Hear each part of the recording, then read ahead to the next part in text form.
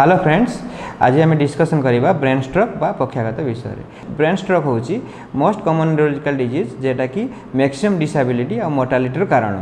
Brain stroke कारण हूँ जदि हठात करी आम ब्रेन कौन पार्ट को जदि आमर ब्लड सप्लाई हो पारुनी एवं से एरियाटा आमर डिस्फंक्शन हो जाऊँगी से आमर डिफरेंट लक्षण देखा तथा आमर शरीर कौन पार्ट कि शरीर गोटे साइड वीक हो जाऊँगी कि हठात करी आमर सेंस चली जाऊँगी कि हठात करी आम कथबार्तार प्रॉब्लम हो इम्बालांस हो इत्यादि इत्यादि।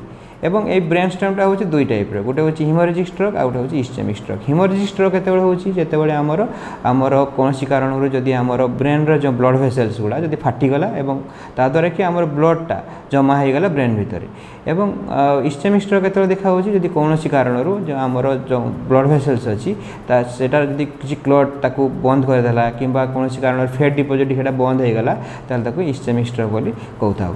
स्ट्रोक ट्रिटमेंटा डिपेंड करता है कि कौ टाइप स्ट्रोक होता है से आमको स्कानिंग करने पड़े। तेणु इनिशियली आमको कौन करने पड़े ना आमको पेशेंट को स्टेबल करने पड़े तार ब्लड प्रेशर तार सुगर ये सब मेंटेन करने पड़े। तापर लंग टर्म बेसिस रे आमको यथा आमर जपरी इस्केमिक स्ट्रोक रे आमर केमती ब्लड क्लट न हो तापाई आम रेगुलर बेसिस रे मेडिसिन देता। एवं आमर यदि इस्केमिक स्ट्रोकटारे जदि पेशेंटा विंडो पीरियड तथा 4.5 घंटा भितर जदि हॉस्पिटल आसिक पहुँचे से क्षेत्र में आम थ्रोम्बोलाइसिस इंजेक्शन देकी करिथाउ जहाँफल आमर डिसेबिलिटी बहुत मात्रा कम होता है।